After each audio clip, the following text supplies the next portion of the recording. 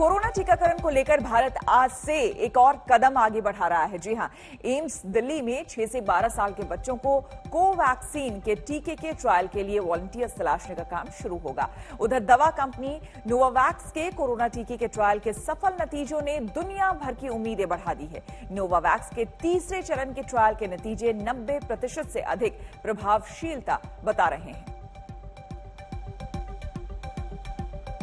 तो आपको हम बता दें कि अगर नोवावैक्स को भी भारत में मंजूरी मिल जाती है तो ऐसे में बच्चों के लिए और थर्ड वेव में जिस तरह से बताया जा रहा है कि बच्चों को लेकर ज्यादा खतरा है, ऐसे में काफी राहत मिलेगी।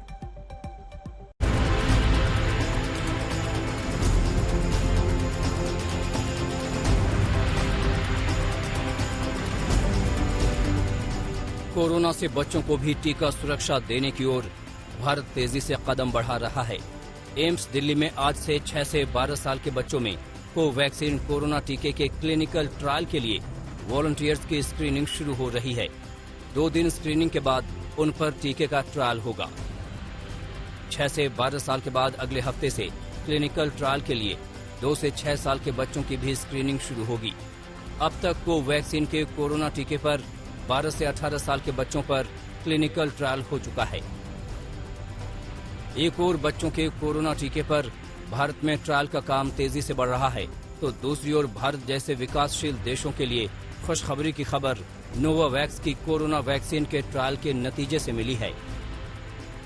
क्लिनिकल ट्रायल के तीसरे चरण के नतीजों में नोवावैक्स की वैक्सीन कोरोना के खतरनाक वेरिएंट्स पर 93% और सामान्य वेरिएंट्स पर 100% तक प्रभावशील है, जबकि ये वैक्सीन अधिक खतरे वाली आबादी में 91% तक प्रभावशील है। वैक्सीन की संपूर्ण प्रभावशीलता 90% आंकी गई है। वैसे तो नोवावैक्स को मंजूरी देने पर भारत में अभी फैसला होना बाकी है, लेकिन ये वैक्सीन सामान्य रेफ्रिजरेटर में रखी जा सकती है। इसलिए अगर इसे भारत में मंजूरी मिलती है तो इसका वितरण काफी आसान होगा। और बच्चों की भी जो ट्रायल चल रहा है वैक्सीन का, उसके भी रिजल्ट विद इन 3-4 मंथ्स आ जाएंगे, तो हम बच्चों में भी वैक्सीन दे सकते हैं। तो एक तरह से आने वाले 5-6 महीने बहुत ही इंपॉर्टेंट है कंट्री के लिए वैक्सीनेशन के पॉइंट ऑफ व्यू से, और हमें उम्मीद है कि हम ज्यादा से ज्यादा लोगों को वैक्सीन देकर उनको प्रोटेक्ट कर सकते हैं अगेंस्ट कोरोना वायरस। भारत दिसंबर तक अपनी संपूर्ण वयस्क आबादी के कोरोना टीकाकरण का लक्ष्य रख रहा है। 3 दशकों से अलग अलग तरह की वैक्सीन का निर्माण कर रही नोवावैक्स दिसंबर तक 15 करोड़ कोरोना वैक्सीन के डोज तैयार करने का दावा कर रही है। दिल्ली से मिलन शर्मा के साथ आज तक ब्यूरो। पंजाब में 2022 के चुनाव को लेकर राजनीति दलित वोट बैंक के इर्द गिर्द घूम रही है और अकाली दल ने कांग्रेस और आप के दलित वोट बैंक में सेंध लगाने के लिए बीएसपी के से गठबंधन किया है। तो क्या कांग्रेस और आप के साथ अकाली खेला कर पाएगा? –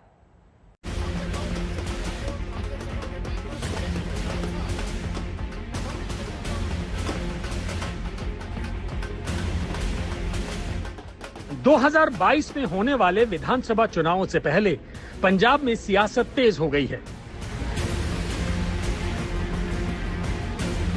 कांग्रेस को हराने के लिए अकाली दल और बीएसपी ने हाथ मिला लिया है।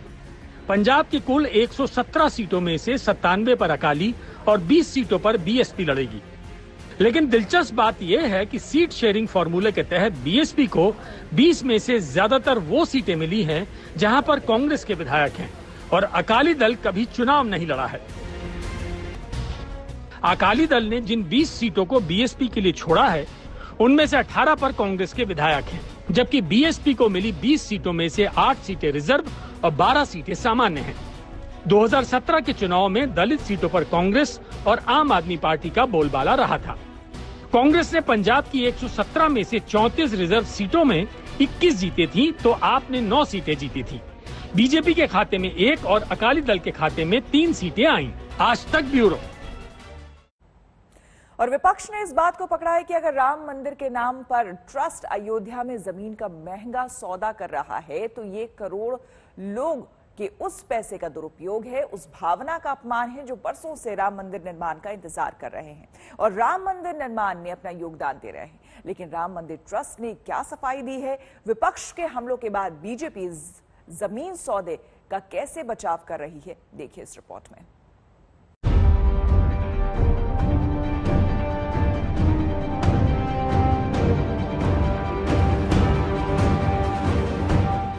अयोध्या में 2 करोड़ की जमीन एक ही दिन में और 10 मिनट के अंदर 18.5 करोड़ रुपए की कैसे हो गई? ये सवाल विपक्ष तब से पूछ रहा है जब से राम मंदिर ट्रस्ट से जुड़े जमीन सौदे के दस्तावेज सामने आए। ये एक जमीन है गाटा संख्या 243, 44 और 46 की, जिसकी जमीन की मालियत है 5 करोड़ 80 लाख रुपए लगभग। और ये जमीन 2 करोड़ रुपए में खरीदी गई कुसुम पाठक और हरीश पाठक से। खरीदने वालों का नाम है रवि मोहन तिवारी और सुल्तान अंसारी। ये जमीन खरीदी गई 7:10 पे। ये भी टाइमिंग है, देख लीजिए आप। 7:10 पे ये जमीन खरीदी गई और यही जमीन 5 मिनट के बाद रवि मोहन तिवारी और सुल्तान अंसारी से 18.5 करोड़ रुपए में राम जन्मभूमि ट्रस्ट ने खरीद लिया। 18.5 करोड़ रुपए में। आखिर 2 करोड़ की जमीन 10 मिनट बाद 18.5 करोड़ की कैसे हो गई? ये धर्म के नाम पर लूट की गई है। ये जमीन मर्यादा पुरुषोत्तम भगवान श्री राम की आस्था के साथ लूट की गई है। इनके खिलाफ कड़ी कार्रवाई होनी चाहिए, जेल भेजा जाना चाहिए, मुकदमे दर्ज किए जाने चाहिए और सीबीआई जांच कराकर दूध का दूध पानी इस केंद्र की सरकार को करना चाहिए। उसी सुल्तान अंसारी से आम आदमी पार्टी और समाजवादी पार्टी ने दस्तावेज दिखाकर सवाल उठाए तो राम मंदिर ट्रस्ट के चंपत राय के लिए बड़ी मुसीबत हो गई कि इन आरोपों का क्या जवाब दिया जाए, जिनके नाम पर ट्रस्ट ने 9 गुना ज्यादा कीमत पर जमीन खरीदी। हमको आरोप लगते ही रहते हैं। मैं 100 साल से आरोप ही देख रहे हैं हम लोग। हम पर महात्मा गांधी की हत्या के आरोप लगे। आरोप से हम चिंता नहीं करते। आप भी चिंता मत करिए, आप खूब लगाइए। You are yes, I accept, I ready, you also, you do it. ये कोई जवाब तो नहीं था, लेकिन आरोप गंभीर थे, तो राम मंदिर ट्रस्ट को बयान जारी करना पड़ा और इन सवालों पर सफाई देनी पड़ी कि जमीन क्यों महंगी खरीदी गई। राम मंदिर ट्रस्ट ने कहा कि मंदिर निर्माण के दौरान ट्रस्ट अयोध्या में आसपास की कई जमीनें खरीद रहा है। ये यात्रियों के आने जाने की सुविधा और मंदिर परिसर की सुरक्षा के लिए जरूरी है। अयोध्या में ट्रस्ट के सभी जमीन सौदे आपसी सहमति के आधार पर हो रहे हैं। कोई भी जमीन सौदा किया जाता है तो उसमें ऑनलाइन पेमेंट किया जाता है। जब से अयोध्या में राम मंदिर पर सुप्रीम कोर्ट का फैसला आया है, तब से बड़ी संख्या में दूसरे लोग भी जमीन खरीद रहे हैं, इसलिए अयोध्या में जमीन के दाम बढ़ गए। राम मंदिर ट्रस्ट ने अब तक जितनी भी जमीन खरीदी है वो मार्केट कीमत से कम में ही खरीदी है। जिस जमीन सौदे की बात की गई उसका पहले ही अनुबंध हो चुका था, इसलिए जो राजनीतिक लोग इस पर विवाद कर रहे हैं वो भ्रामक है और ये विवाद राम मंदिर के प्रति राजनीतिक विद्वेष से ही प्रेरित है। कोई इसके अंदर कैश का लेन देन नहीं हुआ। ये दोनों इकट्ठे रजिस्टर हुए, पर ये 2 करोड़ जो है ये भाव कुछ साल पहले एग्रीमेंट के सेल के समय का है और 18.5 करोड़ ये सेल आज की हुई है, इसलिए आज का बाजार भाव है। इतनी स्पष्ट बात को पूरे फैक्ट्स ना देते हुए एक जगलरी से घुमाया गया है। मैं ये मानता हूं कि कुछ लोगों की ये आदत बन गई है। हाँ। शूट एंड स्कूट, आरोप लगाओ भाग लो, और जब डेफामेशन का मुकदमा हो और मुकदमा आगे बढ़ रहा हो तब माफी मांग के पिंड छोड़ा लो। हमने ट्रस्ट को राय दी है कि डिफेमेशन का केस करना चाहिए और फिर माफी मांग करके बीच में रुकना नहीं चाहिए, इसको परिणति तक ले जाना चाहिए जिससे कि इस प्रकार की हरकतें बंद हो जाएं। यही बात बीजेपी भी कहने लगी कि जो लोग राम मंदिर का निर्माण होते नहीं देखना चाहते, वही लोग अब ऐसे विवाद उठाकर अड़ंगा लगाने की कोशिश कर रहे हैं। विवादित जमीन सौदे के बचाव में बीजेपी 3 बातें कह रही है। पहली बात ये कि ये राम मंदिर निर्माण में अड़ंगा डालने की साजिश है। दूसरी बात ये कि अयोध्या में जमीन के दाम पहले ही बहुत बढ़ गए हैं। तीसरी बात यह कि जिस सौदे पर विवाद किया जा रहा है उसका अनुबंध 2011 में ही हो गया था। ये कहानी 10 मिनट की नहीं, ये कहानी 10 वर्षों की है। डेट है 4/3/2011 का ये पहला एग्रीमेंट टू सेल है। चूंकि एग्रीमेंट ऑनर नहीं हुआ तो हर 3 साल में इसको रिपीट करना पड़ता है। तो दूसरा एग्रीमेंट टू सेल ये आप देख सकते हैं, ये इसका डेट है 4/3/2014 का एग्रीमेंट है। और तीसरा जिसके विषय में अभी हम बातचीत कर रहे हैं ये 2019 का एग्रीमेंट है और जिसमें स्पष्ट रूप से लिखा हुआ है, आप यहां देख सकते हैं 2 करोड़ रुपए लिखा हुआ है 2019 में। और ये एग्रीमेंट जो है ये आप देख सकते हैं 7/9/2019 सितंबर के माह में हुआ है। बीजेपी ने जमीन सौदे के बचाव में ये कहा है ये जमीन पहले विवादित थी, सुन्नी वक्फ बोर्ड के पास थी, इस पर केस चल रहा था।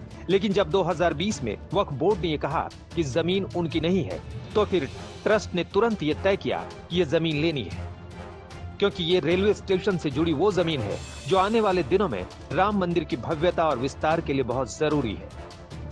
भव्य राम मंदिर बन रहा है तो न्यास को भी इच्छा थी कि इस जमीन का सदुपयोग किया जाए। स्वाभाविक रूप से चूंकि कुसुम जी और हरीश जी पाठक परिवार जो है उन्होंने एग्रीमेंट टू सेल पहले से किया हुआ है, 2 करोड़ उस समय के मार्केट रेट में किया हुआ है। और चूंकि अंसारी जी के पास अभी तक जमीन आया नहीं है, तीनों को बैठा के बातचीत हुई। बातचीत से यह कंक्लूड किया गया कि जब तक जमीन कुसुम जी को उनके रेट में नहीं दिया जाता है और अंसारी जी से हम नहीं खरीदते हैं तब तक नहीं हो सकता। बीजेपी का तो यह दावा है कि ट्रस्ट ने जमीन महंगी नहीं बल्कि सस्ते में खरीदी है, क्योंकि अगर यही जमीन सरकार अधिग्रहित करती तो 24 से 25 करोड़ रुपए देने पड़ते, लेकिन ट्रस्ट ने 18.5 करोड़ में ही डील कर डाली। लखनऊ में संतोष के साथ समर्थ श्रीवास्तव और कुमार अभिषेक, अयोध्या, आज तक। इस वक्त की बड़ी खबर आपको बता दें, दिल्ली में कोरोना के नए केस घटकर 200 के नीचे आ गए हैं। बीते 24 घंटे में 131 नए मरीज ही आए हैं, जबकि 16 लोगों की मौत हुई है। तो आपको बता दें कि यह बेहद राहत वाली खबर है। सुबह सुबह एक बेहद राहत वाली और दिल को सुकून देने वाली खबर सामने आई है। 200 के नीचे पहुंच चुका है कोरोना का आंकड़ा दिल्ली में। और दिल्ली में पिछले 24 घंटे में आपको हम बता दें 131 नए केस सामने आए हैं, जो कि अपने आप में काफी राहत देने वाली खबर है। जबकि मौत का आंकड़ा जो है वो 16 पहुंच चुका है, जो कि काफी कम है पहले के मुकाबले।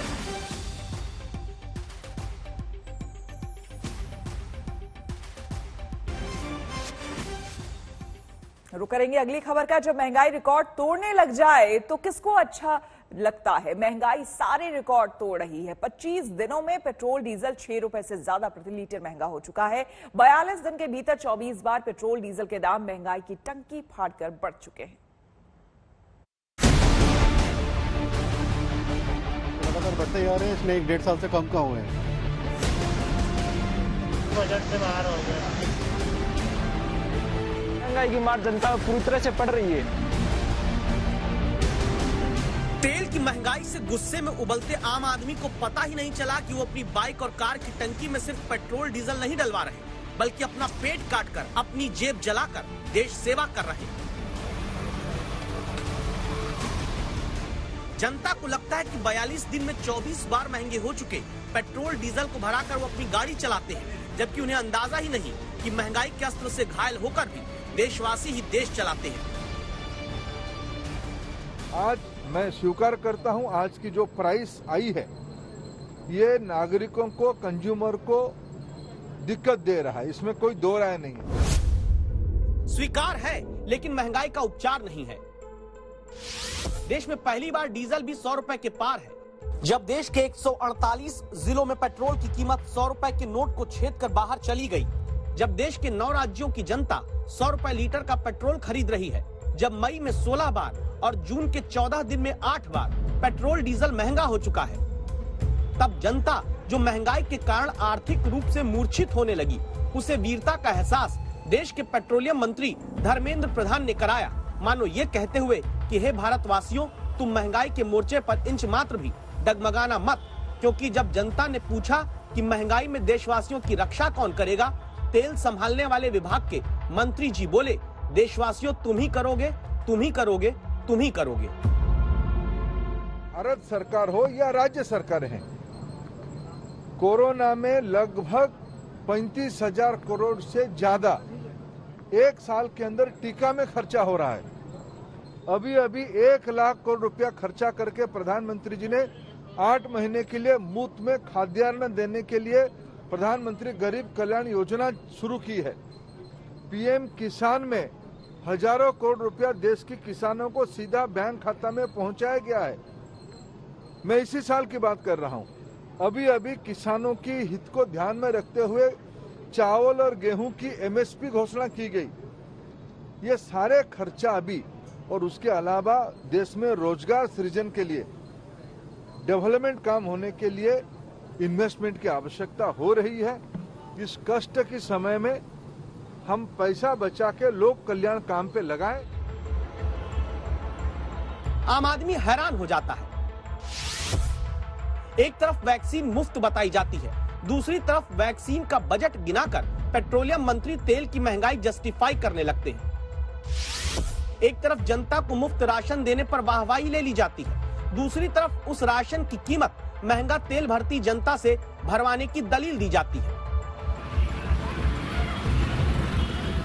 जनता को पता ही नहीं चला कि कब से वो अपना घर चलाते चलाते तमाम तरह के टैक्स भरने के बाद अब तेल की महंगाई भी अपने कंधे पर उठाकर देश चलाने लगी।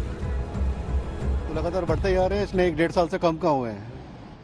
और तरफ से इतनी मार पड़ी हुई है जनता के ऊपर, गवर्नमेंट इसके लिए क्या कर रही है? कम से कम इसमें तो कुछ रिलैक्सेशन दे सकते हैं, थोड़ा एक्साइज रिड्यूस करें, कुछ भी करें। और सबसे बड़ी बात है, ये पेट्रोल डीजल को जीएसटी में क्यों नहीं लाया गया? आज हालत ऐसे आ गई, अब चलाना तो क्या साइकिल चलाना क्या? गवर्नमेंट से गुजारिश है कि इसका रेट कम से कम दाम में करके हमको सहूलत दीजिए। तो बजट से बाहर हो गया। हर आदमी की स्थिति इतनी अच्छी नहीं है कि वो पेट्रोल को अफोर्ड कर सके, और इससे ट्रांसपोर्ट और जाने आने वाले जो टैक्सी वाले हैं उनको फर्क पड़ रहा है, हर चीज़ का किराया बढ़ रहा है। जनता परेशान है। पिछले कुछ दिनों से पेट्रोल की कीमत 100+ हो गई है, जिससे जनता पूरी तरह से एकदम परेशान है। इस कोरोना काल में वैसे भी जनता के काम धंधे ठप है और महंगाई की मार जनता पूरी तरह से पड़ रही है। इसको देखते हुए केंद्र सरकार पेट्रोल और डीजल की दर जल्द से जल्द कम करे। अब 2 सवाल उठ रहे हैं। पहला सवाल ये है कि जिस तरह दिन पर दिन पेट्रोल और डीजल का दाम बढ़ रहा है, क्या आम आदमी पेट्रोल और डीजल इतनी महंगाई में अफोर्ड कर सकता है? और दूसरा सवाल ये है कि अब तक जितने पैसे टैक्स के तौर पर आम आदमी ने दिए हैं सरकार को, क्या समय नहीं है कि उसका फायदा अब इस आम आदमी को मिलना चाहिए? क्रेडिटॉस सॉल्यूशंस के आंकड़े कहते हैं कि लोन रीपेमेंट यानी कर्ज लेकर उसे दोबारा भरने के मामले में चेक बाउंस रेट पिछले साल के मुकाबले बढ़कर 2 गुना यानी 21% हो गया है, जबकि क्रेडिट कार्ड से खर्चा चलाकर उस कर्ज को भरने में चेक बाउंस की हिस्सेदारी 10% से बढ़कर 18% हो गई है। यानी आम आदमी कर्जा लेकर घर चला रहा है और कर्जा चुका नहीं पा रहा। लेकिन पेट्रोलियम मंत्री धर्मेंद्र प्रधान कहते हैं, महंगा तेल भराकर देश सेवा करिए। बहुत दिक्कत हो रही है, जो है आदमी आम आदमी परेशान है। अब बड़े लोगों को क्या, वो तो अपना ले ही ले रहे हैं किसी तरीके से। बजट खराब हो रहा है, बाकी इनकम वगैरह भी कोरोना की वजह से जो होती थी वो भी ठप है इस वक्त। गवर्नमेंट टोटल फेल हो गई है इसमें, आर्थिक मोर्चे पर जाकर इसका असर हमको देखने को मिल रहा है। ये लॉकडाउन में अंदर ही अंदर इनने पेट्रोल महंगा कर दी है, लेकिन इनकम तो है ही नहीं ना, इनकम के लिए कुछ हो नहीं रहा। पब्लिक ही सफर कर रही है और करता रहेगा। सरकार को क्या कुछ इस पर ध्यान देना चाहिए, क्योंकि 100 रुपए के देना चाहिए, लेकिन हो कहाँ रहा है सर। इसके बाद तो फिर वही दिन आएगा कि साइकिल से ही आदमी चलना शुरू करेगा। तेल पर ले टैक्स दे टैक्स करके अब अप्रैल 2020 से दिसंबर 2020 के बीच 2,35,000 करोड़ रुपया सिर्फ पेट्रोल डीजल पर एक्साइज ड्यूटी के जरिए जनता की जेब से निकालकर केंद्र सरकार के खजाने में जमा कराया जा चुका है। पेट्रोल डीजल की कीमत 1 साल में 25 रुपए प्रति लीटर तक बढ़ चुकी है और तेल के दामों पर पेट्रोलियम मंत्री के बयान भी अंतर्राष्ट्रीय बाजार को जिम्मेदार बताने से लेकर अब देश मांगता है महंगाई पर कुर्बानियां तका चुके हैं। उत्पादनकारी देश तेल उत्पादन कम किए थे। उन दिनों में तेल उत्पादन कम करने का प्रमुख कारण था आवश्यकता नहीं थी, डिमांड नहीं थी। अभी जैसे 2021 की जनवरी फरवरी में डिमांड स्वाभाविक हो गया है, उस आवश्यकता को पूरा करने के लिए उत्पादन नहीं हुआ है, प्रोडक्शन नहीं हुआ है। ये एक प्रमुख कारण है। ये तो अंतर्राष्ट्रीय मामला है। अभी डिमांड ज्यादा होने के कारण थोड़ा प्राइस बढ़ी है, जाड़े में ऐसा होती है, थोड़ा घटेगा। कोरोना में लगभग 35,000 करोड़ से ज्यादा 1 साल के अंदर टीका में खर्चा हो रहा है। अभी अभी 1 लाख करोड़ रुपया खर्चा करके प्रधानमंत्री जी ने 8 महीने के लिए मुफ्त में खाद्यान्न देने के लिए प्रधानमंत्री गरीब कल्याण योजना शुरू की है। पीएम किसान में हजारों करोड़ रुपया देश के किसानों को सीधा बैंक खाता में पहुंचाया गया है। मैं इसी साल की बात कर रहा हूं। अभी अभी किसानों की हित को ध्यान में रखते हुए चावल और गेहूं की एमएसपी घोषणा की गई। ये सारे खर्चा अभी और उसके अलावा देश में रोजगार सृजन के लिए, डेवलपमेंट काम होने के लिए इन्वेस्टमेंट की आवश्यकता हो रही है। इस कष्ट के समय में हम पैसा बचा के लोक कल्याण काम पे लगाएं। लोकतंत्र में जनता का जनता के लिए जनता द्वारा तो सबने सुना था। महंगाई तंत्र में जनता का पैसा जनता द्वारा जनता के लिए हो जाएगा, अंदाजा नहीं था। तो क्या ये मान लें कि महंगाई का बस अब नाम बदलना बाकी है, इसे देश रक्षा कवच का नाम दे दिया जाए तो मुद्दा ही महंगाई का खत्म हो जाएगा। दिल्ली से ऐश्वर्या पालीवाल के साथ आज तक ब्यूरो। थोक महंगाई दर भी मई में रिकॉर्ड स्तर पर आ चुकी है। तो सवाल ये उठता है कि क्या वो आम आदमी जिसकी कमाई घटी है, जिसका रोजगार छूटा है, वो क्या बढ़े हुए दामों को उठाने की हालत में है?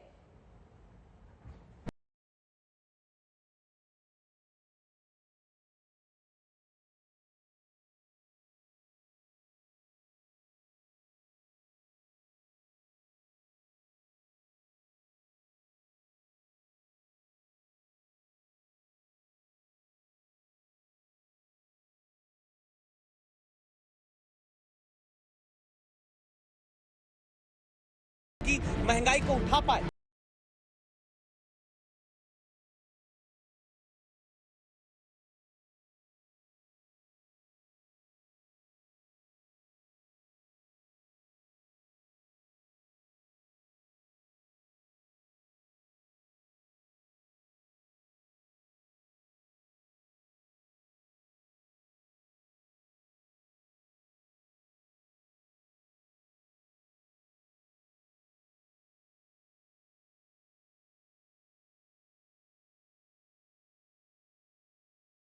ये 20 से 25% का इजाफा आ चुका है महंगाई में, जिसके कारण से अब ये दिक्कतें होने लगी हैं। जो हम भविष्य के लिए सेविंग करना सोचते थे वो सेविंग बंद हो गई एकदम। काम तो हमारा करना ही, हमें चलाना भी पड़ेगा, लेकिन जो हमारी सेविंग थी वो एकदम जीरो हो गई, नील हो गई एकदम। महंगाई आम आदमी को गरीब बना रही है। गरीब का मतलब यहाँ पर भूखा और कम कपड़े में या फटेहाल आदमी मत समझिए। अच्छा खासा मध्यम वर्ग भी गरीब हो रहा है, क्योंकि अर्थशास्त्र में गरीबी का मतलब ये भी होता है कि सक्षम होने के बावजूद जब आप जरूरत के मुताबिक अपने और अपने परिवार के लिए खर्च नहीं कर पाते। और खर्च क्यों नहीं कर पाते? क्योंकि सीएसओ के आंकड़े बताते हैं कि 2020-21 में प्रति व्यक्ति आय 8,600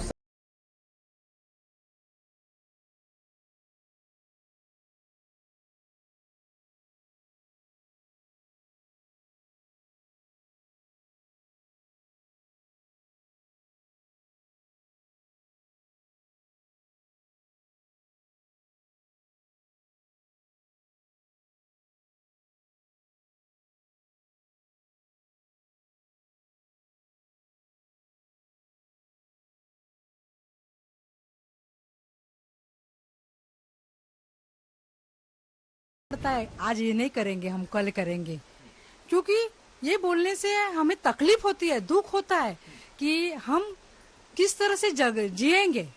ऐसा जीना बहुत मुश्किल हो गया है। जीना आम आदमी का मुश्किल हुआ है और महंगाई का सबसे बड़ा कारण जिस पेट्रोल डीजल के दामों को माना जा रहा है उस पर सरकार का खजाना फुल है और पेट्रोलियम कंपनियां भी मुनाफे में। केंद्र सरकार के खजाने में जब 2020 के आखिरी 9 महीने में तेल पर टैक्स से 2,35,000 करोड़ रुपए आ गए, उसी दौरान राज्य सरकारों के खजाने में भी तेल पर वैट के जरिए जनता से कुल 1,35,000 करोड़ रुपया बटोर लिया गया। जबकि मार्च 2021 के आंकड़े कहते हैं कि Indian oil, Hindustan petroleum, Bharat petroleum जैसी सरकारी तेल कंपनियां भी 3,000 से 11,000 करोड़ रुपए तक का मुनाफा कमा चुकी है। तब भी क्या आम आदमी ही महंगाई का बोझ उठाकर सारी जन